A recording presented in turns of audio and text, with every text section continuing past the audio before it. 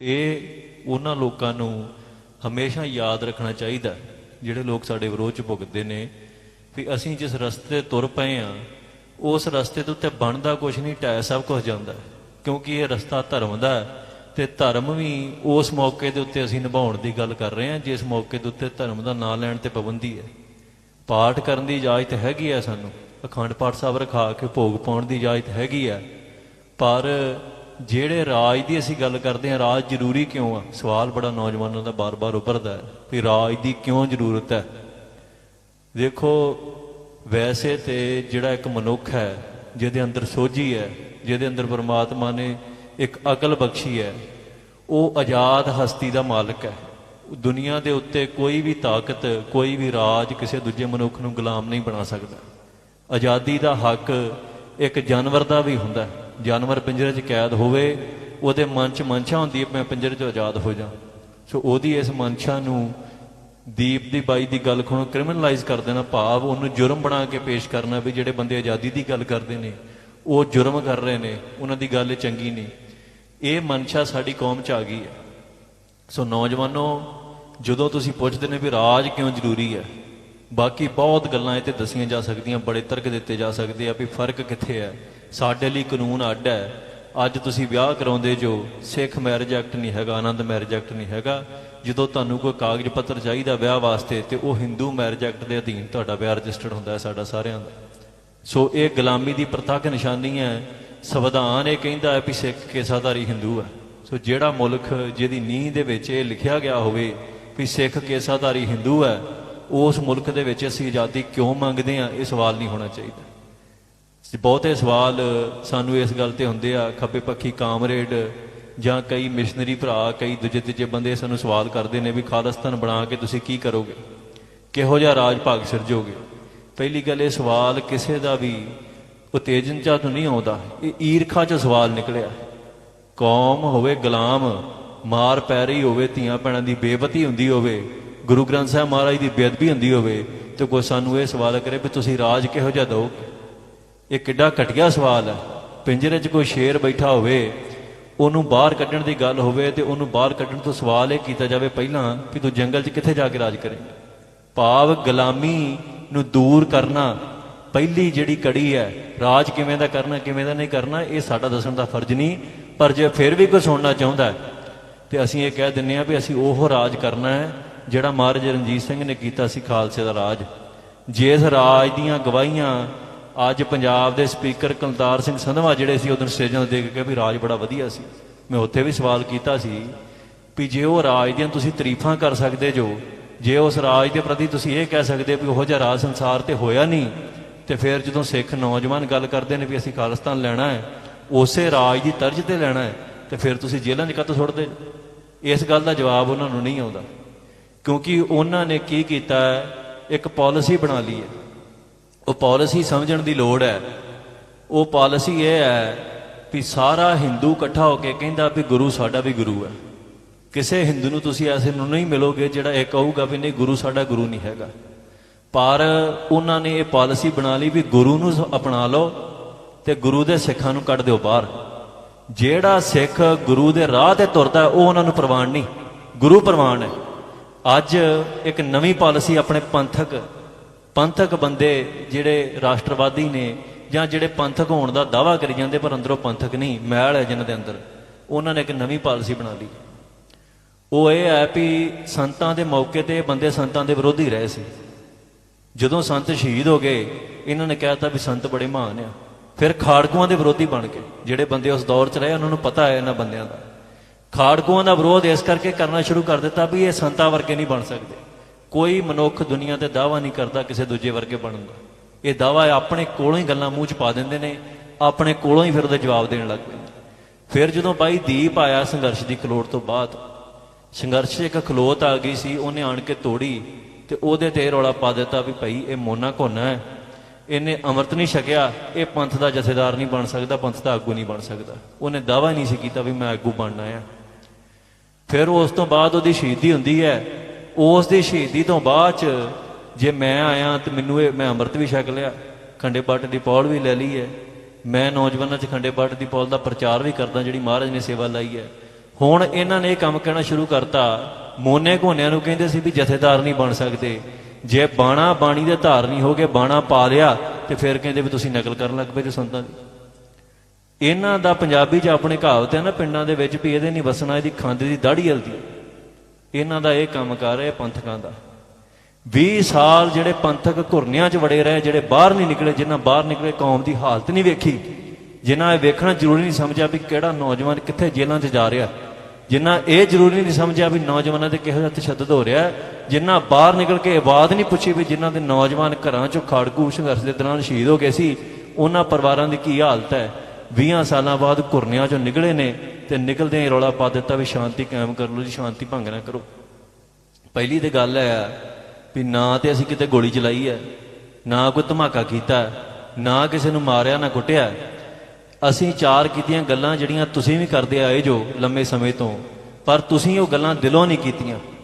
ਤੁਸੀਂ ਤੁਹਾਡੇ ਦਿਲਾਂ 'ਚ ਮੈਲ ਸੀ, ਮੈਲ ਕਰਕੇ ਜਿਹੜੀ ਗੱਲ ਤੁਹਾਡੇ ਮੂੰਹ 'ਚੋਂ ਨਿਕਲੀ ਲੋਕਾਂ ਦੇ ਕੰਨਾਂ ਤੱਕ ਪਹੁੰਚੀ, ਹਿਰਦੇ ਤੱਕ ਪਹੁੰਚੀ ਨਹੀਂ। ਅਸੀਂ ਇਹ ਦਾਵਾ ਨਹੀਂ ਕਰਦੇ ਵੀ ਸਾਡੇ ਮੈਲ ਨਹੀਂ ਹੈਗੀ, ਇਹ ਦਾਵਾ ਮਨੁੱਖ ਆਪ ਨਹੀਂ ਕਰਨਾ ਚਾਹੀਦਾ ਕਿਸੇ ਨੂੰ। ਪਰ ਜੇ ਨੌਜਵਾਨਾਂ ਨੂੰ ਲੱਗਾ ਵੀ ਸਾਨੂੰ ਲਾਮਬੰਦ ਹੋਣਾ ਚਾਹੀਦਾ, ਨੌਜਵਾਨਾਂ ਨੂੰ ਲੱਗਾ ਵੀ ਸਾਨੂੰ ਖੰਡੇ ਬੱਟ ਦੀ ਪੌਲ ਛਕਣੀ ਚਾਹੀਦੀ ਹੈ, ਇਹਦੇ 'ਚ ਗਲਤ ਕੀ ਹੋ ਗਿਆ, ਗੁਨਾਹ ਕੀ ਹੋ ਗਿਆ। ਪਰ ਈਰਖਾ ਐਸੀ ਹੈ, ਇਸ ਈਰਖਾ ਨੇ ਸਾਡਾ ਰਾਜ ਡੋਬਿਆ ਸੀ।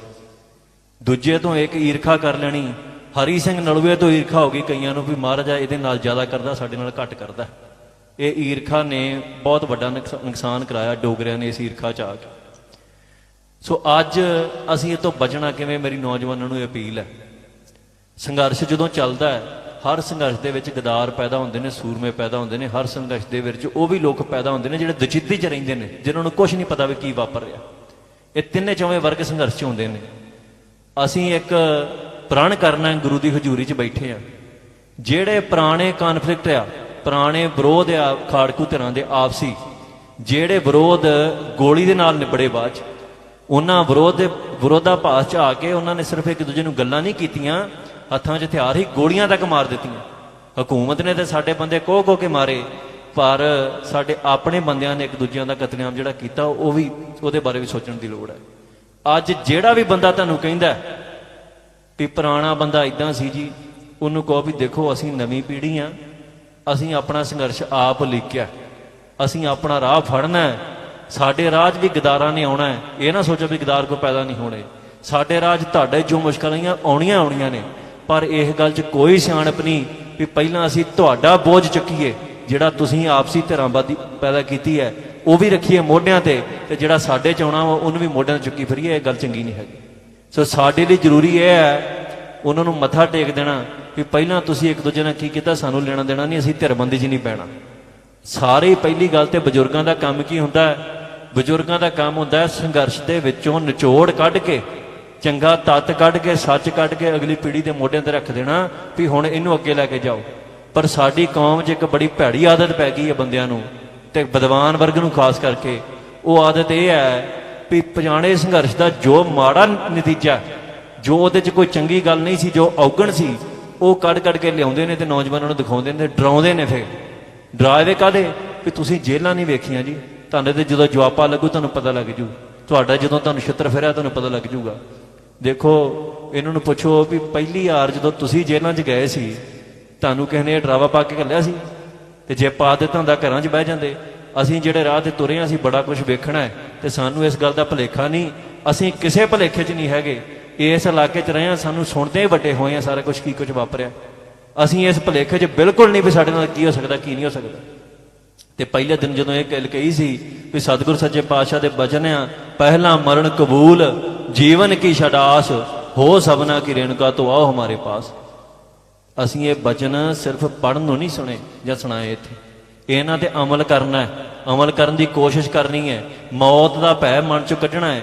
ਖੰਡੇ ਬਾਟੇ ਦੀ ਪੌਲ ਛਕਣ ਦੀ ਨੌਜਵਾਨਾਂ ਨੂੰ ਤਾਂ ਕਿਹਾ ਸੀ ਵੀ ਗੁਰੂ ਦਾ ਹੁਕਮ ਹੈ, ਇਸ ਪੌਲ ਨੇ ਮ੍ਰਿਤ ਨੂੰ ਅੰਮ੍ਰਿਤ ਕਰਨਾ ਹੈ, ਭਾਵ ਮੁਰਦੇ ਨੂੰ ਜਿਉਂਦੇ ਕਰ ਦੇਣਾ ਹੈ। ਤੇ ਨੌਜਵਾਨਾਂ ਨੂੰ ਇਹ ਸੀ ਵੀ ਆਪਾਂ ਆਵਾਂਗੇ, ਇਕੱਠੇ ਹੋਵਾਂਗੇ, ਇੱਕ ਤੇ ਵਕਾਰਾਂ ਤੋਂ ਬਚਾਂਗੇ, ਨਸ਼ਿਆਂ ਦਾ ਜਿਹੜਾ ਦਰਿਆ ਵਗ ਰਿਹਾ ਪੰਜਾਬ ਦਾ ਉਹਦੇ ਤੋਂ ਬਚਾਂਗੇ, ਇੱਕ ਜਿਹੜੇ ਸਾਡੇ ਜ਼ਿੰਦਗੀ ਦੇ ਵਿੱਚ ਦਿਖ ਦਿਖਾਵੇ ਨੇ ਵੀ ਅਸੀਂ ਦਿਖਾਵਾ ਕਰਨ ਦੇ ਵਿੱਚ ਰੁੱਝੇ ਹੋਏ ਹਾਂ, ਉਸ ਤੋਂ ਬਚਾਂਗੇ ਤੇ ਨਾਲ ਅਸੀਂ ਕੌਮ ਲਈ ਸੰਘਰਸ਼ ਲੜਾਂਗੇ। ਮੈਨੂੰ ਬੜੇ ਲੋਕਾਂ ਨੇ ਸਵਾਲ ਕੀਤਾ ਵੀ ਤੁਸੀਂ ਸਿਰ ਦੇਣ ਦੀ ਗੱਲ ਕੀਤੀ ਹੈ ਜੀ, ਸਿਰ ਕਿਹੜਾ ਦੇਣਾ ਹੈ? क्योंकि बहुतिਆਂ ਨੂੰ ਤੇ ਬਹੁਤੇ ਤੁਕਾਂ ਦੇ ਅਰਥ ਇਦਾਂ ਕਰੀ ਜਾਂਦੇ ਨੇ ਵੀ ਜਿੱਥੇ ਲੜਨ ਮਰਨ ਦੀ ਗੱਲ ਆਉਂਦੀ ਹੋਵੇ ਉੱਥੇ ਜੇ ਤਾਂ ਲੜਨ ਨੂੰ ਜੀ ਨਾ ਕਰੇ ਉਹ ਤੁਕ ਦੀ ਬਾਣੀ ਦੀ ਵਿਆਖਿਆ ਹੀ ਇਦਾਂ ਦੀ ਕਰ ਦਿੰਦਾ ਵੀ ਲੜਨਾ ਨਾ ਪਵੇ। ਉਹ ਕਹਿੰਦੇ ਵੀ ਜਿਹੜੇ ਬਚਨ ਨੇ ਸੂਰਾ ਸੋ ਪਹਿਚਾਨੀਆਂ ਜੋ ਲਰੇ ਦੀਨ ਘੇਤ ਪੁਰਜਾ ਪੁਰਜਾ ਕੱਟ ਮਰੇ ਕਬੂ ਨਾ ਛੱਡੇ ਖੇਤ। ਇਹਦਾ ਅਰਥ ਹੈ ਜੀ ਮਨ ਦੀ ਲੜਾਈ ਹੈ ਜੀ। ਮਨ ਦੀ ਲੜਾਈ ਮਹਾਰਾਜ ਨੇ ਪੁਰਜਾ ਪੁਰਜਾ ਕੱਟ ਕੇ ਕਿਉਂ ਕਹਿਣਾ ਸੀ? ਭਗਤ ਕਬੀਰ ਜੀ ਦੇ ਬਚਨ ਨੇ ਇਹ ਕਿਉਂ ਕਹਿਣਾ ਸੀ ਵੀ ਪੁਰਜਾ ਪੁਰਜਾ ਕੱਟਿਆ ਜਾਂਦਾ ਹੈ? ਦੀਨ ਦੇ ਹੇਤ ਲੜਦਿਆਂ ਸੂਰਮੇ ਕਿਸੇ ਦਾ ਪੁਰਜਾ ਪੁਰਜਾ ਕੱਟਿਆ ਜਾ ਰਿਹਾ, ਇਹ ਕਹਿੰਦੇ ਮਨ ਦੀ ਲੜਾਈ। ਇਹ ਕਿਉਂ ਕਿਹਾ ਜਾਂਦਾ? ਉਹ ਇਸ ਕਰਕੇ ਕਿਹਾ ਜਾਂਦਾ ਵੀ ਆਪ ਜਦੋਂ ਕੋਈ ਮਨੁੱਖ ਨਾ ਕਰਨਾ ਚਾਹਵੇ ਉਹ ਸੰਸਾਰ ਦੀ ਵਿਆਖਿਆ ਇਸ ਤਰੀਕੇ ਨਾਲ ਕਰਦਾ ਵੀ ਉਹਨੂੰ ਜਿਵੇਂ ਸੂਟ ਕਰਦੀ, ਜਿਵੇਂ ਉਹਨੂੰ ਚੰਗੀ ਲੱਗਦੀ। ਸੋ ਅਸੀਂ ਨੌਜਵਾਨੋ ਇਸ ਗੱਲ ਲਈ ਤਿਆਰ ਹੋ ਜਾਓ, ਜਿਵੇਂ ਭਾਈ ਸਾਹਿਬ ਨੇ ਕਿਹਾ ਜਿਹੜੇ ਵੀ ਰਾਹ ਆਜ਼ਾਦੀ ਵੱਲ ਨੂੰ ਜਾਂਦੇ ਨੇ ਸਾਰਿਆਂ 'ਚ ਅਸੀਂ ਸ਼ਾਮਲ ਹੋਣਾ, ਚਾਹੇ ਵੋਟਾਂ ਨੇ ਚਾਹੇ ਕੁਛ ਹੈ। ਜਿਹੜੀਆਂ ਧਿਰਾਂ ਆਜ਼ਾਦ ਰਾਜ ਦੀ ਗੱਲ ਕਰਕੇ ਤੁਹਾਡੇ ਕੋਲ ਵੋਟ ਮੰਗਣ ਆਉਂਦੀਆਂ ਉਹਨਾਂ ਨੂੰ ਵੋਟ ਵੀ ਪਾਉਣੀ ਹੈ, ਪਰ ਕਿਸੇ ਵੀ ਹੱਲ ਦੇ ਉੱਤੇ ਇੰਨਾ ਨਿਸ਼ਚਾ ਨਹੀਂ ਕਰ ਲੈਣਾ ਵੀ ਇਹੋ ਹੀ ਹੱਲ ਸਾਨੂੰ ਇੱਧਰ ਲੈ ਕੇ ਚੱਲੂਗਾ। ਕਿਉਂਕਿ ਗੁਲਾਮ ਕੌਮ ਹੋਵੇ, ਪਿੰਜਰੇ 'ਚ ਬੰਦ ਹੋਵੇ ਤੇ ਪਿੰਜਰਾ ਚਾਰੇ ਪਾਸਿਓਂ ਤੋੜਨ ਦਾ ਯਤਨ ਕਰਨਾ ਚਾਹੀਦਾ ਹੈ, ਕੋਈ ਇੱਕ ਪਾਸੇ ਨਹੀਂ ਲੱਗੇ ਰਹਿਣਾ ਚਾਹੀਦਾ। ਕਿਉਂਕਿ ਕਿਸੇ ਨਾ ਕਿਸੇ ਰਾਹ ਦੇ ਵਿੱਚੋਂ ਕੁਛ ਨਾ ਕੁਛ ਮਿਲੂਗਾ। ਪਰ ਇੱਕ ਗੱਲ ਸੱਚ ਹੈ, ਕੋਈ ਕਿਸੇ ਕੋ ਰਾਜ ਨਾ ਦੇ ਹੈ ਜੋ ਲੈ ਹੈ ਨਿਜ ਬਲ ਸੇ ਲੈ। ਇਹ ਰਾਜ ਕਿਸੇ ਨੇ ਨਹੀਂ ਦੇਣਾ ਤੇ ਲਹੂ ਡੋਲਣ ਤੋਂ ਬਿਨਾਂ ਰਾਜ ਮਿਲਣਾ ਨਹੀਂ। ਇਹ ਵੀ ਤੁਸੀਂ ਲਿਖ ਕੇ ਰੱਖ ਲਓ ਕਿਤੇ। ਜਿਹੜਾ ਬੰਦਾ ਤੁਹਾਨੂੰ ਆਣ ਕੇ ਇਹ ਕਹਿ ਜਾਂਦਾ ਵੀ ਮੈਂ ਜੀ ਬੰਦੇ ਦੇ ਚੀਜ਼ੀ ਤੇ ਵੱਢ ਨਹੀਂ ਲੱਗਣ ਦੇਣਾ ਤੇ ਮੈਂ ਤੈਨੂੰ ਰਾਜ ਲੈ ਦੂੰਗਾ, ਉਹ ਝੂਠ ਬੋਲ ਰਿਹਾ। ਰਾਜ ਜਿੱਦਣ ਲੈਣਾ ਹੈ ਸਿਰਾਂ ਦੇ ਮੁੱਲ ਵੀ ਪੈਣੇ ਨੇ, ਸਿਰਾਂ ਦੇ ਮੁੱਲ ਪੈ ਕੇ ਬੰਦ-ਬੰਦ ਵੀ ਕੱਟਿਆ ਜਾਣਾ ਹੈ, ਜਮੂਰਾਂ ਨਾਲ ਮਾਸ ਵੀ ਨੋਇਆ ਜਾਣਾ ਹੈ, ਧੀਆਂ ਪੁੱਤਾਂ ਦੇ ਕਲੇਜੇ ਵੀ ਮੂੰਹ 'ਚ ਪੈਣੇ ਨੇ ਤੇ ਮਾਵਾਂ ਨੂੰ ਆਪਣੇ ਪੁੱਤਰਾਂ ਦੇ ਹਾਰ ਆਂਦਰਾਂ ਦੇ ਗਲਾਂ 'ਚ ਪਵਾਉਣੇ ਪੈਣੇ ਨੇ ਬੋਟੀ ਬੋਟੀ ਕਰਾ ਕੇ। ਫਿਰ ਰਾਜ ਭਾਗ ਦੀ ਪ੍ਰਾਪਤੀ ਹੋਣੀ ਹੈ। ਕਿਉਂਕਿ ਰਾਜ ਭਾਗ ਰੁਕਿਆ ਕਿਉਂ ਹੈ? ਮਹਾਰਾਜ ਦੇ ਬਚਨ ਸਨ, ਜਬ ਲਗ ਖਾਲਸਾ ਰਹੇ ਨਿਆਰਾ ਤਬ ਲਗ ਤੇਜ ਦਿਉ ਮੈਂ ਸਾਰਾ। ਜਬੇ ਗਏ ਵਿਪਰਨ ਕੀ ਰੀਤ ਮੈਂ ਨਾ ਕਰੂੰ ਇਨਕੀ ਪ੍ਰਤੀਤ। ਤੇ ਜਦੋਂ ਅਸੀਂ ਵਿਪਰ ਦੀ ਰੀਤ ਤੁਰੇ, ਸਤਿਗੁਰ ਸੱਚੇ ਪਾਤਸ਼ਾਹ ਨੇ ਜਿਹੜਾ ਰਾਜ ਬਖਸ਼ਿਆ ਸੀ ਉਹ ਖੋਹ ਲਿਆ। ਤੇ ਵਾਪਸ ਕਿਵੇਂ ਮਿਲਣਾ? ਜਦੋਂ ਕੋਈ ਨਾਰਾਜ਼ ਹੋ ਜਾਵੇ ਸਾਡੇ ਤੋਂ, ਉਹਦੀ ਸੇਵਾ ਕਰੀਦੀ ਹੈ, ਉਹਨੂੰ ਮਨਾਈਦਾ ਹੈ। ਤੇ ਜੇ ਗੁਰੂ ਸਾਹਿਬ ਸੱਚੇ ਪਾਤਸ਼ਾਹ ਸਾਡੇ ਤੋਂ ਨਾਰਾਜ਼ ਹੋ ਗਏ ਨੇ ਤੇ ਇਹਨਾਂ ਦੀ ਸੇਵਾ ਕਿਵੇਂ ਕਰਨੀ ਹੈ? ਇਹਨਾਂ ਦੀ ਸੇਵਾ ਇਸ ਕਰਕੇ ਕਰਨੀ ਹੈ ਵੀ ਜਦੋਂ ਪ੍ਰੀਖਿਆ ਕੀ ਹੈ, ਮਨੁੱਖ ਦੀ ਪ੍ਰੀਖਿਆ ਇਹ ਆ ਵੀ ਗੁਰੂ ਫਿਰ ਕਸ਼ਟ ਦਿੰਦਾ ਤੇ ਜਿਹੜਾ ਕਸ਼ਟ ਨੂੰ ਭਾਣੇ ਦੇ ਰੂਪ 'ਚ ਹੱਸ ਕੇ ਜਰ ਲਵੇ, ਜਿਹੜਾ ਬੰਦ-ਬੰਦ ਕਟਵਾ ਕੇ ਵੀ ਗੁਰੂ ਦੀ ਬਾਣੀ ਪੜ੍ਹੇ, ਜਿਹੜਾ ਬੰਦ-ਬੰਦ ਕਟਵਾ ਕੇ, ਜਿਹੜਾ ਖੋਪੜੀਆਂ ਲਹਾ ਕੇ ਵੀ ਗੁਰੂ ਦੇ ਨਾਲ ਜੁੜਿਆ ਰਵੇ, ਤੇ ਫਿਰ ਗੁਰੂ ਉਹਦੀ ਨਿਗਾਹ ਸਵੱਲੀ ਹੋ ਜਾਂਦੀ ਹੈ। ਗੁਰੂ ਦਾ ਪ੍ਰੇਮ ਜਿਹੜਾ ਹੈ ਗੁਰੂ ਮੁੜ ਕੌਮ ਨੂੰ ਕਰਨ ਲੱਗ ਪੈਂਦਾ। ਸੋ ਆਪਾਂ ਰਾਜ ਇਹ ਨਹੀਂ ਵੀ ਹਿੰਦੁਸਤਾਨ ਦੀ ਹਕੂਮਤ ਕੋ ਮੰਗਦੇ ਹਾਂ, ਅਸੀਂ ਰਾਜ ਕਿਸੇ ਹਕੂਮਤ ਕੋ ਨਹੀਂ ਮੰਗਦੇ, ਨਾ ਇਹਨਾਂ ਕੋ ਅਸੀਂ ਹੱਕ ਮੰਗਦੇ ਹਾਂ। ਅਸੀਂ ਹੱਕ ਵੀ ਗੁਰੂ ਸਾਹਿਬ ਕੋਲੋਂ ਮੰਗਦੇ ਹਾਂ, ਰਾਜ ਵੀ ਉਹਨਾਂ ਕੋਲੋਂ ਮੰਗਦੇ ਹਾਂ, ਪਰ ਪ੍ਰੀਖਿਆ ਗੁਰੂ ਨੇ ਇਸੇ ਸੰਸਾਰ 'ਚ ਲੈਣੀ ਹੈ। ਤੇ ਜੇ ਸਿੱਖ ਡਰਦਾ ਮੌਤ ਤੋਂ ਫਿਰੇ, ਜੇ ਸਿੱਖ ਵੱਢ ਟੁੱਕ ਤੋਂ ਡਰਦਾ ਫਿਰੇ, ਜੇ ਸਿੱਖ ਜੇਲ੍ਹਾਂ ਤੋਂ ਡਰਦਾ ਫਿਰੇ, ਪਰਚੀਆਂ ਤੋਂ ਡਰਦਾ ਫਿਰੇ, ਤੇ ਫਿਰ ਗੁਰੂ ਨੇ ਰਾਜ ਕਾਹਤੋਂ ਦੇਣਾ? ਰਾਜ ਤੇ ਗੁਰੂ ਨੇ ਉਸੇ ਨੂੰ ਬਿਠਾਉਣਾ ਹੈ, ਉਦੋਂ ਬਿਠਾਉਣਾ ਹੈ ਜਦੋਂ ਅਸੀਂ ਰਾਜ ਦੇ ਕਾਬਲ ਬਣ ਗਏ। ਸੋ ਨੌਜਵਾਨੋ, ਬਾਰ-ਬਾਰ ਮੈਂ ਇਹ ਗੱਲ ਕਿਉਂ ਕਹਿਣਾ ਹੈ ਵੀ ਸਾਨੂੰ ਗੁਰੂ ਘਰੇ ਮੁੜਨਾ ਪੈਣਾ। ਹਿੰਦੁਸਤਾਨ ਦੀ ਹਕੂਮਤ ਨੇ ਤਹਈਆ ਕੀਤਾ ਵੀ ਸਿੱਖਾਂ ਦੇ ਪੁੱਤਰ ਸਿੱਖਾਂ ਅੱਗੇ ਲੱਗਣ ਨਾ। ਹਿੰਦੁਸਤਾਨ ਦੀ ਹਕੂਮਤ ਨੇ ਐਸੀਆਂ ਚਾਲਾਂ ਖੇਡੀਆਂ ਵੀ ਹਿੰਦੁਸਤਾਨ ਦੇ ਵਿੱਚ ਰਹਿੰਦਿਆਂ ਜਿਹੜੇ ਸਿੱਖ ਸਨ ਉਹ ਆਪਣੇ ਸਰੂਪ ਤੋਂ ਘਿਰਣਾ ਕਰਨ ਲੱਗ ਪਏ। ਉਹਨਾਂ ਨੂੰ ਆਪਣੇ ਦਾੜੇ ਨਹੀਂ ਚੰਗੇ ਲੱਗਦੇ, ਆਪਣੀਆਂ ਦਸਤਾਰਾਂ ਨਹੀਂ ਚੰਗੀਆਂ ਲੱਗਦੀਆਂ। ਇਸ ਕਰਕੇ ਜਦੋਂ ਇੱਕ ਹਕੂਮਤ ਸਾਡੇ ਕੋਲ ਸਾਜ਼ਿਸ਼ ਦੇ ਤਹਿਤ ਕੋਈ ਕੰਮ ਕਰਾ ਰਹੀ ਹੈ, ਉਹ ਕੰਮ ਅਸੀਂ ਕਰਨਾ ਨਹੀਂ, ਅਸੀਂ ਉਹਦੇ ਉਲਟ ਜਾ ਕੇ ਉਹ ਕੰਮ ਕਰਨਾ ਹੈ। ਬਾਗੀਆਂ ਦਾ ਕੰਮ ਹੀ ਹੁੰਦਾ ਹੈ, ਬਾਗੀਆਂ ਦਾ ਕੰਮ ਇਹ ਹੁੰਦਾ ਹੈ ਵੀ ਬਾਗੀਆਂ ਨੇ ਬਗਾਵਤ ਕਰਨੀ ਹੈ ਤੇ ਬਗਾਵਤ ਕਰਕੇ ਗੁਰੂ ਦੇ ਹੁਕਮਾਂ 'ਚ ਚੱਲਣਾ। ਤੇ ਜੇ ਬਾਗੀ ਜਿਹੜੇ ਨੇ, ਜਿਹੜੇ ਅਕਾਲ ਪੁਰਖ ਦੇ ਪੁਜਾਰੀ ਆ, ਕੇਵਲ ਅਕਾਲੀ ਸ਼ਬਦ ਦਾ ਅਰਥ ਇਹ ਹੈ ਵੀ ਕੇਵਲ ਅਕਾਲ ਦੀ ਪੂਜਾ ਕਰਨੀ, ਕਿਸੇ ਦੁਨਿਆਵੀ ਹਕੂਮਤ ਦੀ, ਦੁਨਿਆਵੀ ਰਾਜ ਦੀ, ਦੁਨਿਆਵੀ ਤਖਤ ਦੇ ਅਧੀਨ ਨਹੀਂ ਚੱਲਣਾ, ਸਿਰਫ ਅਕਾਲੀ ਬਣਨਾ, ਅਕਾਲ ਦੇ ਪੁਜਾਰੀ ਬਣਨਾ। ਤੇ ਜਿਹੜੇ ਅਕਾਲੀ ਹੋਣ, ਬਾਗੀ ਹੋਣ, ਉਹ ਹਕੂਮਤ ਦੀਆਂ ਗੱਲਾਂ ਮੰਨ ਕੇ ਹਕੂਮਤ ਦੇ ਪ੍ਰਾਪੋਗੰਡੇ ਦਾ ਸ਼ਿਕਾਰ ਹੋ ਕੇ ਦਾੜੀਆਂ ਬਣਾ ਲੈਣ, ਕੇਸ ਕਤਲ ਕਰਾ ਲੈਣ, ਭਰਵੱਟੇ ਬਣਾ ਲੈਣ, ਦਸਤਾਰਾਂ ਲਾ ਦੇਣ, ਤੇ ਫਿਰ ਤੁਸੀਂ ਦੱਸੋ ਵੀ ਅਸੀਂ ਕਿਹੜਾ ਰਾਜ ਲੈਣ ਦੀ ਗੱਲ ਕਰਦੇ ਹਾਂ? ਸੋ ਰਾਜ ਸਾਨੂੰ ਚਾਹੀਦਾ, ਫਿਰ ਗੁਰੂ ਦੇ ਹੁਕਮਾਂ ਚੱਲਣਾ ਪੈਣਾ। ਤੇ ਗੁਰੂ ਦਾ ਹੁਕਮ ਕੀ ਹੈ ਵੀ ਕੇਸਾਧਾਰੀ ਹੋਣਾ, ਸ਼ਸਤਰਧਾਰੀ ਹੋਣਾ, ਸ਼ਸਤਰਧਾਰੀ ਹੋ ਕੇ ਗੁਰੂ ਦੇ ਦਰਸ਼ਨ ਆਉਣਾ ਕਰਨਾ। ਤੇ ਸਾਡੇ ਕੋਲ ਅੱਜ ਇੱਥੇ ਨੌਜਵਾਨ ਇੰਨੇ ਬੈਠੇ ਆ, ਜੇ ਤੁਸੀਂ ਸ਼ਸਤਰਧਾਰੀ ਹੋਵੋ, ਬਾਣਾ ਪਾਇਆ ਹੋਵੇ, ਨੀਲਾ, ਤੇ ਕਿਹੜਾ ਬੰਦਾ ਤੁਹਾਨੂੰ ਆਣ ਕੇ ਕਹਿ ਦਊਗਾ ਵੀ ਭਾਈ ਜਿੱਦਾਂ ਪਾਸਟਰ ਪਿੰਡਾਂ ਜਾਣ ਕੇ ਪੁੱਛਦੇ ਨੇ ਬਾਰ-ਬਾਰ ਵੀ ਗੁਰੂ ਨੇ ਕੀ ਦਿੱਤਾ ਹੈ, ਇਹ ਕਿਸੇ ਨਿਹੰਗ ਸਿੰਘ ਨੂੰ ਪੁੱਛਦੇ ਵੇਖੇ ਤੁਸੀਂ ਕਦੀ ਵੀ ਗੁਰੂ ਨੇ ਤੁਹਾਨੂੰ ਕੀ ਦਿੱਤਾ ਹੈ? ਇਹ ਪੁੱਛਦੇ ਕਿਉਂ ਨੇ? ਕਿਉਂਕਿ ਉਹਨਾਂ ਨੂੰ ਲੱਗਦਾ ਵੀ ਇਹ ਗੁਰੂ ਦੇ ਸਿੱਖ ਰਹੇ ਨਹੀਂ, ਇਹਨਾਂ ਦੇ ਮੂੰਹ ਤੇ ਦਾੜੀ ਨਹੀਂ, ਇਹਨਾਂ ਦੇ ਸਿਰ ਤੇ ਦਸਤਾਰ ਨਹੀਂ, ਇਹਨਾਂ ਦੇ ਹੱਥੇ ਸ਼ਸਤਰ ਨਹੀਂ, ਤੇ ਇਹਨਾਂ ਦੇ ਸਾਹਮਣੇ ਇਹਨਾਂ ਦੀ ਗੁਰੂ ਦੀ ਕੋਈ ਤੋਹੀਨ ਕਰਦੇ ਹੋ, ਇਹਨਾਂ ਕਿਹੜਾ ਕੁਝ ਕਹਿਣਾ ਅੱਗੇ? ਤੇ ਵਾਕਿਆ ਗੱਲ ਠੀਕ ਹੈ, ਇੰਨੀਆਂ ਬੇਅਦਬੀਆਂ ਹੋ ਗਈਆਂ ਤੇ ਪੰਥ ਦੇ ਜਿਹੜੇ ਵੱਡੇ ਵੱਡੇ ਵਿਦਵਾਨ ਬਣੇ ਫਿਰਦੇ ਨੇ ਉਹਨਾਂ ਨੂੰ ਕੋਈ ਹੋਸ਼ ਨਹੀਂ ਆਈ। ਅਜੇ ਵੀ ਸਵਾਲ ਉਹ ਕਰੀ ਜਾਂਦੇ ਨੌਜਵਾਨਾਂ ਦੇ ਵੀ ਨੌਜਵਾਨ ਇਦਾਂ ਕਿਉਂ ਕਰ ਰਹੇ ਜੇ, ਨੌਜਵਾਨਾਂ ਨੇ ਪੁੱਤ ਮਰਾ ਦੇਣੇ ਕੌਮ ਦੇ। ਜਿਹੜੇ ਆਹ ਪਿੰਡ ਹੈ ਇੱਥੇ ਜਿੰਨੇ ਸ਼ਹੀਦ ਹੋਏ ਨੇ ਉਹਨਾਂ ਦੀ ਵੀ ਗਿਣਤੀ ਕਰ ਲਿਓ, ਜਿੰਨੇ ਚਿੱਟੇ ਦਾ ਟੀਕਾ ਲਾ ਕੇ ਮਰ ਗਏ ਉਹਨਾਂ ਦੀ ਵੀ ਗਿਣਤੀ ਕਰ ਲਿਓ, ਤੇ ਮੈਂ ਦਾਅਵੇ ਨਾਲ ਕਹਿ ਦਿੰਦਾ ਚਿੱਟੇ ਨਾਲ ਮਰਨ ਵਾਲੇ ਦੀ ਗਿਣਤੀ ਜ਼ਿਆਦਾ ਹੋਣੀ ਹੈ। ਕਿਉਂ ਹੋਣੀ ਹੈ? ਕਿਉਂਕਿ ਹਕੂਮਤ ਨੇ ਆਪਣਾ ਤਰੀਕਾ ਬਦਲਿਆ ਨੌਜਵਾਨਾਂ ਦਾ ਘਾਣ ਕਰਨ ਦਾ। ਇੱਕ ਗੈਰਤਮੰਦੀ ਦੀ ਮੌਤ ਸੀ, ਅੱਜ ਸ਼ਹੀਦਾਂ ਦੇ ਯਾਦ 'ਚ ਇਕੱਠੇ ਹੋਏ ਆ। ਸ਼ਹੀਦ ਦੀ ਮੌਤ ਜਿਹੜੀ ਹੈ ਉਹ ਬੜੀ ਉੱਚੀ ਮੌਤ ਹੈ, ਉਹ ਮੌਤ ਪ੍ਰਵਾਨ ਹੈ ਗੁਰੂ ਨੂੰ, ਤੇ ਗੁਰੂ ਨੇ ਉਹਨੂੰ ਸੀਨੇ ਨਾਲ ਲਾਉਣਾ ਹੈ ਜਿਹੜਾ ਇਸ ਮੌਤ ਦੇ ਰਾਹ ਤੇ ਤੁਰਿਆ। ਤੇ ਜਿਹੜੀ ਦੂਜੀ ਮੌਤ ਹੈ ਉਹਨੂੰ ਤੇ ਘਰ ਦੇ ਵੀ ਡਰਦੇ ਝੂਠ ਬੋਲਦੇ ਨੇ, ਘਰ ਦੇ ਵੀ ਬਦਨਾਮੀ ਤੋਂ ਡਰਦੇ ਝੂਠ ਬੋਲ ਦਿੰਦੇ ਨੇ ਵੀ ਸਾਡਾ ਮੁੰਡਾ ਰਾਤ ਸੁੱਤਾ ਹੀ ਸੌਂ ਗਿਆ। ਪਤਾ ਸਾਰਿਆਂ ਨੂੰ ਹੁੰਦਾ ਵੀ ਕੀ ਵਾਪਰ ਰਿਹਾ। ਇੱਕ ਪਾਸੇ ਜੱਗ ਜਹਾਨ 'ਚ ਦਸੀਦਾ ਹੈ ਵੀ ਫਲਾਣਾ ਸੂਰਮਾ ਸੀ, ਕੋਈ ਲੜ ਕੇ ਸ਼ਹੀਦ ਹੋਇਆ, ਵਾਰਾਂ ਗਾਈਦੀਆਂ ਨੇ ਢਾਡੀ ਵਾਰਾਂ, ਤੇ ਦੂਜੇ ਪਾਸੇ ਸਾਰਾ ਪਿੰਡ ਰਲ ਕੇ ਝੂਠ ਬੋਲਦਾ, ਘਰ ਦੇ ਝੂਠ ਬੋਲਦੇ ਨੇ, ਰਿਸ਼ਤੇਦਾਰ ਝੂਠ ਬੋਲਦੇ ਨੇ, ਗੁਰੂ ਦੀ ਹਜ਼ੂਰੀ 'ਚ ਖੜ ਕੇ ਕਹੀ ਜਾਂਦੇ ਨੇ ਵੀ ਨਹੀਂ ਜੀ ਪਤਾ ਨਹੀਂ ਲੱਗਾ ਕੀ ਹੋ ਗਿਆ। ਸੋ ਇਸ ਕਰਕੇ ਇਹ ਭੁਲੇਖਾ ਅਸੀਂ ਜਿੰਨਾ ਚਿਰ ਅੱਖਾਂ ਮੀਟ ਛੱਡਾਂਗੇ, ਤੇ ਅੱਖਾਂ ਮੀਟ ਕੇ ਕਬੂਤਰ ਸੋਚਦਾ ਵੀ ਬਿੱਲੀ ਚਲ ਗਈ ਹੈ, ਪਰ ਖਤਰਾ ਉੱਥੇ ਹੀ ਖੜਿਆ ਹੁੰਦਾ। ਤੁਸੀਂ ਸੱਚ ਤੋਂ ਜਿੰਨੇ ਮਰਜ਼ੀ ਭੱਜ ਜਾਓ, ਸੱਚ ਤੋਂ ਭੱਜ ਕੇ ਅਸੀਂ ਅਮਰੀਕਾ ਕੈਨੇਡਾ ਜਾ ਕੇ ਬਹਿ ਗਏ, ਸੱਚ ਤੋਂ ਭੱਜਣ ਲਈ ਅਸੀਂ ਇਹ ਜ਼ੋਰ ਲਾ ਲਿਆ ਵੀ ਪੰਜਾਬ 'ਚ ਨਹੀਂ ਰਹਿਣਾ, ਤੇ ਉੱਥੇ ਜਾ ਕੇ ਪੁੱਛ ਲਓ ਜਿਹਨਾਂ ਨੂੰ ਫੋਨ ਕਰਕੇ ਜਿਹੜੇ ਗਏ ਨੇ ਵੀ ਸੰਤੁਸ਼ਟੀ ਮਿਲ ਗਈ ਹੈ। ਜਿਹੜਾ ਮਨੁੱਖ ਸੱਚ ਤੋਂ ਭੱਜੇ, ਜਿਹੜੀ ਕੌਮ ਆਪਣੇ ਹਾਲਾਤਾਂ ਤੋਂ ਭਗੌੜੀ ਹੋਣ ਦੀ ਕੋਸ਼ਿਸ਼ ਕਰੇ, ਉਹਨੂੰ ਕਿਤੇ ਢੋਈ ਨਹੀਂ ਮਿਲਦੀ ਸੰਸਾਰ ਦੇ ਵਿੱਚ, ਉਹਨੂੰ ਕਿਤੇ ਆਰਾਮ ਨਹੀਂ ਮਿਲਦਾ। ਬੇਚੈਨੀ ਤੇ ਭਟਕਣਾ ਉਹਦੇ ਜੀਵਨ ਦਾ ਹਿੱਸਾ ਬਣ ਜਾਂਦੀ ਹੈ। ਸੋ ਜੇ ਅਸੀਂ ਬੇਚੈਨੀ ਤੇ ਭਟਕਣਾ ਤੋਂ ਬਚਣਾ ਹੈ, ਇੱਕੋ ਤਰੀਕਾ ਹੈ ਸੱਚ ਦਾ ਸਾਹਮਣਾ ਕਰੀਏ। ਤੇ ਸੱਚ ਕੀ ਹੈ?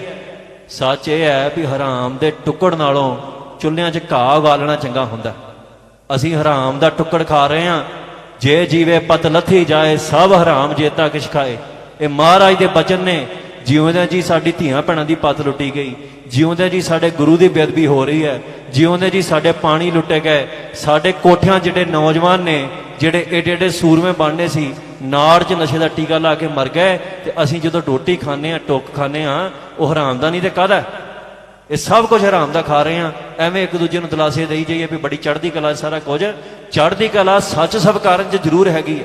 ਜੇ ਅਸੀਂ ਮੰਨ ਲਈਏ ਵੀ ਦਸ਼ਾ ਸਾਡੀ ਬਹੁਤ ਮਾੜੀ ਹੈ, ਜੇ ਅਸੀਂ ਮੰਨ ਲਈਏ ਵੀ ਸਾਡੀ ਕੌਮ ਤੇ ਗੁਲਾਮੀ ਦਾ ਆਲਮ ਬੜਾ ਭੈੜਾ ਹੈ, ਫਿਰ ਵੀ ਅਸੀਂ ਚੜ੍ਹਦੀ ਕਲਾ 'ਚ। ਸਾਡੀ ਢਹਿੰਦੀ ਕਲਾ ਉਦਣ ਹੈ ਜਦੋਂ ਅਸੀਂ ਮੰਨਦੇ ਨਹੀਂ ਤੇ ਮੰਨ ਕੇ ਤੁਰਦੇ ਨਹੀਂ। ਸੋ ਨੌਜਵਾਨੋ, ਤੁਸੀਂ ਬਹੁਤ ਮੈਨੂੰ ਮਿਲਦੇ ਜੋ ਬੜੇ ਪ੍ਰੇਮ ਨਾਲ, ਤੇ ਮੈਨੂੰ ਬੜਾ ਪ੍ਰੇਮ ਹੈ ਜਿਹੜੇ ਨੌਜਵਾਨ ਕਈ ਮੋਨੇ ਕੋਨੇ ਆਣ ਕੇ ਕਹਿੰਦੇ ਵੀ ਅਸੀਂ ਕੌਮ ਲਈ ਕੁਝ ਵੀ ਕਰਾਂਗੇ। ਮੇਰੀ ਤੁਹਾਡੇ ਲਈ ਚਰਨਾਂ 'ਚ ਹੀ ਬੇਨਤੀ ਹੈ, ਇਹਨੂੰ ਇਹ ਨਾ ਸੋਚਿਓ ਵੀ ਮੈਂ ਕਿਸੇ ਹੰਕਾਰ ਦੇ ਵਿੱਚ ਵੀ ਮੈਂ ਹੁਣ ਆਪ ਬਣਾ ਪਾਲਿਆ ਤੇ ਮੈਂ ਲੋਕਾਂ ਨੂੰ ਮਿਹਣੇ ਮਾਰਦਾ ਫਿਰਦਾ, ਇਦਾਂ ਦੀ ਗੱਲ ਨਹੀਂ ਹੈਗੀ। ਮੈਂ ਬੜੇ ਪ੍ਰੇਮ ਤੇ ਨਿਮਰਤਾ ਸਹਿਤ ਤੁਹਾਡੇ ਚਰਨਾਂ 'ਚ ਬੇਨਤੀ ਕਰਦਾ ਵੀ ਤੁਸੀਂ ਗੁਰੂ ਘਰ ਅਸੀਂ ਬਣਨਾ ਸਾਰਿਆਂ ਨੇ। ਗੁਰੂ ਨੂੰ ਆਪਣਾ ਜੀਵਨ, ਤਨ, ਮਨ, ਤਨ ਸਭ ਕੁਝ ਗੁਰੂ ਨੂੰ ਦੇ ਦੇਣਾ। ਇਹ ਸਮਝ ਲਓ ਵੀ ਇਹ ਪੀੜ੍ਹੀ ਜਿਹੜੀ ਸਾਡੀ ਹੈ ਨਾ, ਇਹ ਗੁਰੂ ਲਿਖੇ ਹੀ ਲੱਗਣੀ ਹੈ। ਇਸ ਪੀੜ੍ਹੀ ਨੇ ਕੁਝ ਨਹੀਂ ਕਰਨਾ। ਅਸੀਂ ਆਪਣੇ ਮਾਪਿਓ ਦੀ ਸੇਵਾ ਤੋਂ ਕਿਤੇ ਰਹਿ ਜਾਈਏ ਤੇ ਰਹਿ ਜਾਈਏ, ਅਸੀਂ ਆਪਣੇ ਘਰ-ਬਾਰ ਦੀ ਸੇਵਾ ਤੋਂ ਰਹਿ ਜਾਈਏ ਤੇ ਰਹਿ ਜਾਈਏ, ਪੱਕਾ ਘਰ ਪਾ ਸਕੀਏ ਜਾਂ ਨਾ ਸਕੀਏ, ਪਰ ਇਹ ਕੰਮ ਤਹਈਆ ਕਰ ਲਓ ਵੀ ਇਸ ਕੌਮੀ ਮਹਿਲ ਜਿਹੜਾ ਹੈ, ਜਿਹਦੇ ਪਿੱਛੇ ਇੰਨੀਆਂ ਸ਼ਹਾਦਤਾਂ ਹੋਈਆਂ, ਜਿਹਦੀ ਇੱਟ ਤੇ ਹਜ਼ਾਰਾਂ ਸਿਰ ਲੱਗੇ ਨੇ, ਉਸ ਮਹਿਲ ਨੂੰ ਪੱਕਿਆ ਇਸ ਪੀੜ੍ਹੀ ਨੇ ਕਰਨਾ। ਇਹ ਤਹਈਆ ਕਰ ਲਓ ਤੇ ਮਨ ਦੇ ਵਿੱਚ ਇਹ ਸੁਪਨਾ ਰੱਖੋ, ਆਪਣੇ ਮਨ ਦੇ ਵਿੱਚ ਇਹ ਵਿਚਾਰ ਰੱਖੋ ਵੀ ਜਿੰਨਾ ਚਿਰ ਸਾਡਾ ਘਰ ਨਹੀਂ ਬਣਦਾ ਉਹ ਘਰ। ਇਹ ਪੁੱਛਦੇ ਨੇ ਰਾਜ ਕਿਵੇਂ ਦਾ ਕਰੋਗੇ? ਤੌਲ ਧਰਮ ਦਇਆ ਕਾ ਪੂਤ, ਦਇਆ ਦਾ ਰਾਜ ਬੇਗਮਪੁਰਾ, ਜਿੱਥੇ ਕਿਸੇ ਨੂੰ ਗਮ ਨਹੀਂ, ਜਿੱਥੇ ਕਿਸੇ ਧੀ ਭੈਣ ਦੀ ਪੱਤ ਲੁੱਟੀ ਨਹੀਂ ਜਾਂਦੀ, ਤੇ ਜੇ ਕਿਤੇ ਐਸੀ ਘਟਨਾ ਵਾਪਰਦੀ ਹੈ ਤੇ ਐਸੀ ਮਿਸਾਲੀ ਸਜ਼ਾ ਦਿੱਤੀ ਜਾਊ ਵੀ ਅੱਗੇ ਤੋਂ ਦੁਨੀਆ ਦੇ ਵਿੱਚ ਕੋਈ ਇਹ ਨਾ ਕਹੂਗਾ ਵੀ ਭਾਈ ਇਹ ਕੰਮ ਹੋ ਗਿਆ ਤੇ ਸਰਕਾਰਾਂ ਹਕੂਮਤਾਂ ਚੁੱਪ ਕਰਕੇ ਬੈਠੀਆਂ ਨੇ। ਜਿੱਥੇ ਰਾਜ ਧੰਨ ਸ੍ਰੀ ਗੁਰੂ ਗ੍ਰੰਥ ਸਾਹਿਬ ਮਹਾਰਾਜ ਦੀ ਹਜ਼ੂਰੀ 'ਚ ਹੋਊਗਾ, ਜਿੱਥੇ ਧਰਮ ਦਾ ਕੁੰਡਾ ਰਾਜਸੀ ਮਨੁੱਖ ਦੇ ਉੱਤੇ ਹੋਊਗਾ, ਜਿੱਥੇ ਧਰਮ ਰਾਜਸੀ ਮਨੁੱਖ ਦੇ ਪੈਰਾਂ 'ਚ ਨਹੀਂ ਬੈਠਾ ਹੋਊਗਾ। ਸੋ ਇਸ ਕਰਕੇ ਅਸੀਂ ਉਹ ਰਾਜ ਕਰਨ ਦੀ ਗੱਲ ਕਰਦੇ ਹਾਂ, ਤੇ ਇਹ ਸ਼ਰਮ ਵਾਲੀ ਗੱਲ ਨਹੀਂ। ਜੇ ਕੋਈ ਪੁੱਛੇ ਕਿ ਤੁਸੀਂ ਰਾਜ ਚਾਹੁੰਦੇ ਜੋ, ਤੇ ਡਟ ਕੇ ਕਹਿਣਾ ਵੀ ਅਸੀਂ ਚਾਹੁੰਦੇ ਹਾਂ। ਤੇ ਇਸ ਤੋਂ ਕਦੀ ਵੀ ਝਕਣਾ ਨਹੀਂ, ਕਿਉਂਕਿ ਇਹ ਜਿਹੜੀ ਹਕੂਮਤ ਹੈ ਇਹ ਨਾ ਸੋਚਿਓ ਵੀ ਜੇ ਤੁਸੀਂ ਕਹਿ ਦਿੱਤਾ ਵੀ ਨਹੀਂ ਚਾਹੁੰਦੇ ਰਾਜ ਤੇ ਫਿਰ ਅਸੀਂ ਉਹ ਛੱਡ ਦੇਣਗੇ ਸਾਨੂੰ। ਉਹਨਾਂ ਨੇ ਦਿੱਲੀ ਦੇ ਸਿੱਖਾਂ ਦਾ ਕਤਲੇਆਮ ਕੀਤਾ, ਉਹ ਕਿਹੜਾ ਰਾਜ ਮੰਗਦੇ ਸੀ? ਉਹਨਾਂ ਕੋਈ ਰਾਜ ਨਹੀਂ ਸੀ ਮੰਗਿਆ। ਬਹੁਤੇ ਸਿੱਖ ਸੰਤਾਂ ਦੇ ਵਿਰੋਧੀ ਵੀ ਰਹੇ ਉੱਥੇ, ਪਰ ਜਦੋਂ ਉਹਨਾਂ ਨੇ ਵੇਖਿਆ ਵੀ ਸਿੱਖ ਸਿੱਖ ਹੀ ਹੈ, ਉਹਨਾਂ ਨੇ ਉੱਥੇ ਕਤਲੇਆਮ ਕਰਨਾ ਸ਼ੁਰੂ ਕਰ ਦਿੱਤਾ। ਸੋ ਅੱਜ ਜਦੋਂ ਮਾਰ ਪੈਣੀ ਹੈ, ਮੈਨੂੰ ਅੱਗੇ ਵੀ ਮੈਂ ਇੱਕ ਸਟੇਜ ਤੋਂ ਬੋਲਿਆ ਸੀ, ਮੈਂ ਅੱਜ ਫਿਰ ਕਹਿ ਦਿੰਦਾ ਵੀ ਮੈਂ ਇਹ ਨਹੀਂ ਕਹਿੰਦਾ ਵੀ ਤੁਸੀਂ ਨਸ਼ੇ ਛੱਡ ਦਿਓ ਤਾਂ ਤੁਹਾਡਾ ਜੀਵਨ ਅਸੀਂ ਬਚਾ ਲੈਣਾ ਹੈ। ਮੈਂ ਤਾਂ ਸਗੋਂ ਇਹ ਕਹਿਣਾ ਵੀ ਤੁਸੀਂ ਨਸ਼ੇ ਛੱਡੋ, ਕਿਉਂਕਿ ਮੈਂ ਨਹੀਂ ਚਾਹੁੰਦਾ ਵੀ ਤੁਸੀਂ ਤੇ ਅਸੀਂ ਰਲ ਕੇ ਕੋਈ ਨਸ਼ੇ 'ਚ ਮੌਤ ਮਰੀਏ। ਅਸੀਂ ਵੱਡਾ ਨਸ਼ਾ ਲਾਉਣਾ, ਨਾਮ ਦਾ, ਆਜ਼ਾਦੀ ਦਾ ਨਸ਼ਾ। ਮਰਨਾ ਉੱਥੇ ਵੀ ਹੈ, ਮਰਨਾ ਇੱਥੇ ਵੀ ਹੈ, ਪਰ ਦੋਨਾਂ ਮੌਤਾਂ 'ਚ ਬਹੁਤ ਵੱਡਾ ਅੰਤਰ ਹੈ। ਇੱਕ ਪਾਸੇ ਮਰੀਏ ਤੇ ਸੰਸਾਰ ਸਜਦੇ ਕਰਦਾ ਹੈ, ਮੜੀ ਦੇ ਉੱਤੇ ਲੋਕ ਆਣ ਕੇ ਮੜੀ ਦੀ ਰਾਖ ਚੁੱਕ ਕੇ ਲੈ ਜਾਂਦੇ, ਜਿਵੇਂ ਦੀਪ ਸਿੱਧੂ ਦੀ ਲੈ ਕੇ ਗਏ ਨੇ। ਉਹਦੀ ਰਾਖ ਲੋਕ ਘਰਾਂ ਨੂੰ ਲੈ ਕੇ ਆਪਣਿਆਂ ਨੂੰ, ਵੀ ਉਹਦੇ 'ਚ ਵੀ ਬੜਾ ਬਲ ਹੈ, ਬੜੀ ਬਖਸ਼ਿਸ਼ ਹੈ। ਤੇ ਇੱਕ ਪਾਸੇ ਕੋਈ ਮਰ ਜਾਵੇ, ਉਹਦੇ ਭੋਗ ਤੇ ਜਾਣ ਲੱਗਿਆ ਲੋਕ, ਬਜ਼ੁਰਗ ਬੰਦਾ ਜਾਂਦਾ, ਜਵਾਨ ਕੋਈ ਵੜਦਾ ਹੀ ਉੱਥੇ ਨਹੀਂ, ਤੇ ਜਿਹੜੇ ਜਾਂਦੇ ਨੇ, ਮੈਂ ਅੱਗੇ ਗੱਲ ਕੀਤੀ ਸੀ ਵੀ ਸਭ ਝੂਠ ਬੋਲੀ ਜਾਂਦੇ ਨੇ।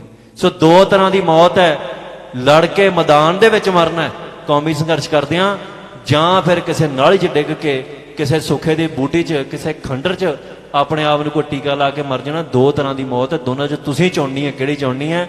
ਮੇਰਾ ਨਾਂ ਤੇ ਇਹਨਾਂ ਮਾਵਾਂ ਨੂੰ ਕੋਈ ਦਾਵਾ ਹੈ ਜਿਨ੍ਹਾਂ ਦੇ ਪੁੱਤ ਨਸ਼ਿਆਂ 'ਚ ਲੱਗੇ ਨੇ ਵੀ ਤੁਹਾਡਾ ਪੁੱਤ ਉੱਧਰੋਂ ਬਚਾ ਕੇ ਤੇ ਸਾਰੀ ਉਮਰ ਜੀ ਤੁਹਾਡੀ ਸੇਵਾ ਕਰੂਗਾ। ਸੇਵਾ ਕਰਨੀ ਹੈ ਗੁਰੂ ਦੀ, ਤੇ ਗੁਰੂ ਦੀ ਸੇਵਾ ਕਰਦਿਆਂ ਜਦੋਂ ਕੋਈ ਐਸੇ ਹਾਲਾਤ ਬਣ ਜਾਣ ਵੀ ਸਿਰ ਦਿੱਤਿਆਂ ਬਾਝ ਨਹੀਂ ਰਹਿਣਾ, ਧਰਮ ਸਿਰ ਦਿੱਤਿਆਂ ਬਾਝ ਨਹੀਂ ਰਹਿਣਾ, ਤੇ ਫਿਰ ਸਿਰ ਦੇਣਾ ਹੀ ਇੱਕ ਹੱਲ ਬਣ ਜਾਂਦਾ। ਸੋ ਇੰਨੀਆਂ ਮੇਰੀਆਂ ਬੇਨਤੀਆਂ ਪ੍ਰਵਾਨ ਕਰੋ।